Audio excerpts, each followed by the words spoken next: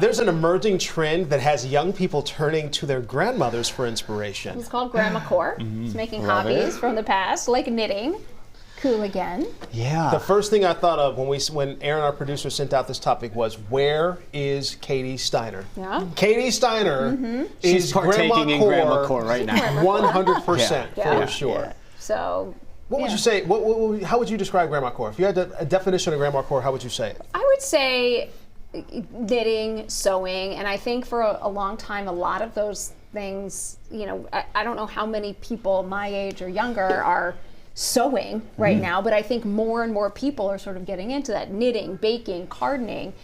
During the pandemic, it all became something. I mean, you think a lot of people were, ooh, check out this new recipe, or I got this recipe from so-and-so, and that kind of took off. You saw those things taking off, some of those things that, you know, some of the older generation used to do. I think people were just over like electronics, so like let's get that embroidery, the flower embroidery. Right. People are doing that. Almost canning. like a reset, yeah. Like just like stepping away from all the electronics. So you're a crafter. Yes. Would you consider that Grandmacore? I don't know if I consider just the act of crafting that, but there are probably specific things you can craft that would probably fall into that category. Yeah.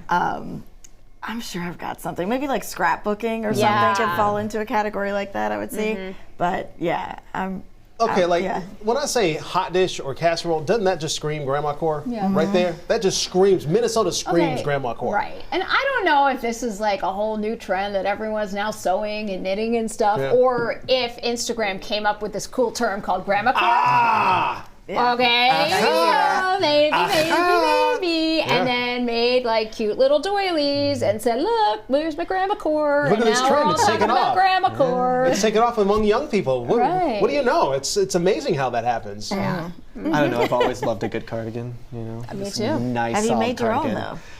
No, I haven't. So maybe I gotta. You got a Gotta Grandmacore. get to that. Yeah, I gotta get to that. Gotta tap into it. I mean, I really would like to sew just to learn how to like put a hem on some pants. That's what I would like to do. If each of us had a Grandmacore characteristic, what would you say would be? You said you want to sew? Sewing. 1,000%. That's something I don't do well, and I have wanted to learn, but yeah. Probably putting together a mean dish of candy, like a Werther's, get all the good old Grandmacore candy. And you can just keep it in your pocket and like handle it as well. You gotta get those little strawberry candies. What those strawberry ones? 100%. I think you're really expanding the definition of Grandmacore too. Isn't it everything? Yes. I expect a nice hot dish from you too. I'm not gonna lie. No pressure. No pressure. Stick it to the candy dish. Stick to the candy dish. Whimsical and full of nostalgia. Yeah. Grandmacore. It's what we're here for it.